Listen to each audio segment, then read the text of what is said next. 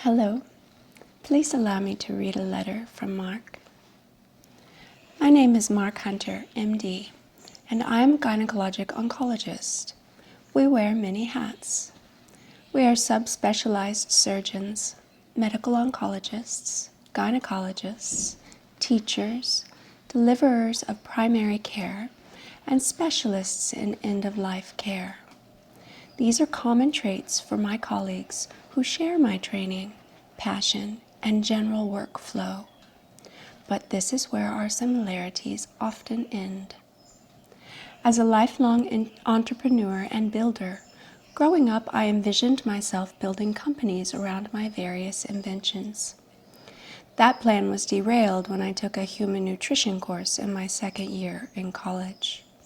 I fell deeply in love with the infinite complexity of the inner workings of the human body.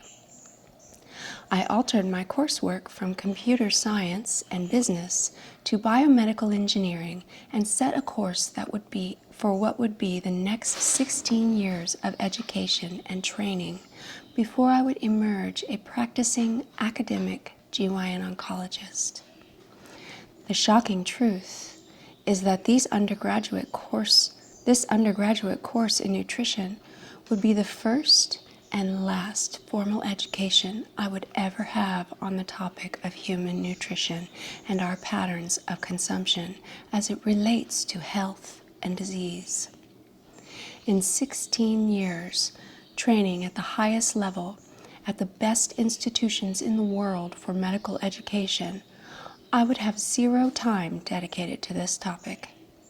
Please let that sink in for a moment. Every doctor, every nurse that you meet has little to no knowledge about the impact of consumption on the development of disease. We are trained to focus entirely on the problem and are passively taught to ignore the cause. Those 16 years were divided into 4-year segments: pre-medical undergraduate education, medical school, residency, and fellowship. Upon completion, I left my home state to join a major Midwest university and re-establish their division of gynecologic oncology, where I would launch the surgical robotics program, return the university to national clinical trials, and begin my role as teacher and professor, training the next generation of students and residents for careers in medicine. It would be 6 years into this role, or more than 2 decades from that basic human nutrition course, before I would recognize that the cancers that were afflicting my patients are nearly entirely preventable.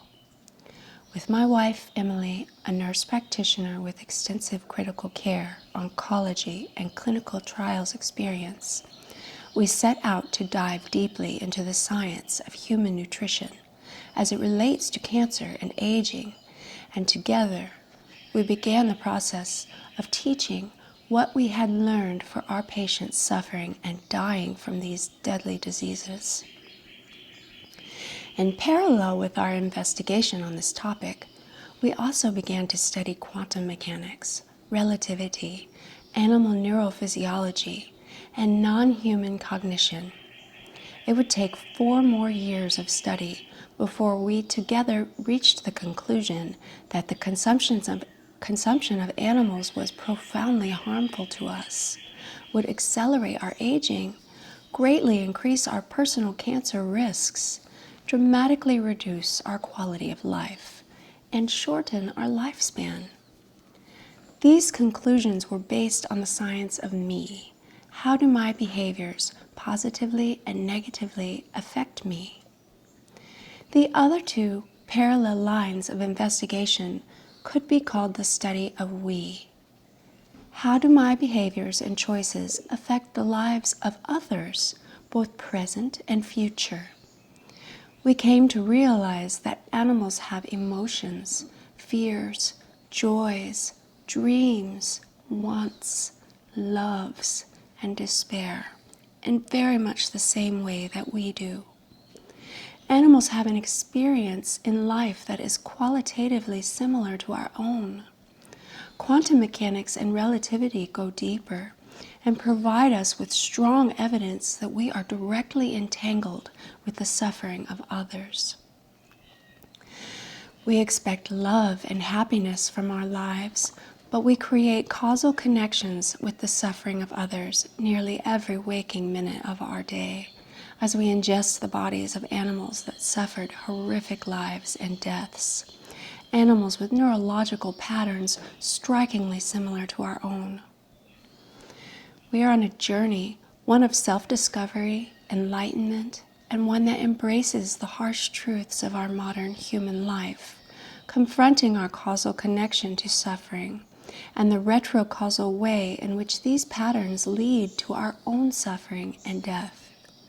We are now 6 years into this transformative journey, 6 years from the consumption of animal products, and we have never been stronger, never enjoyed life more, and are palpably aware that our patterns of behavior are a source of light and love for our world.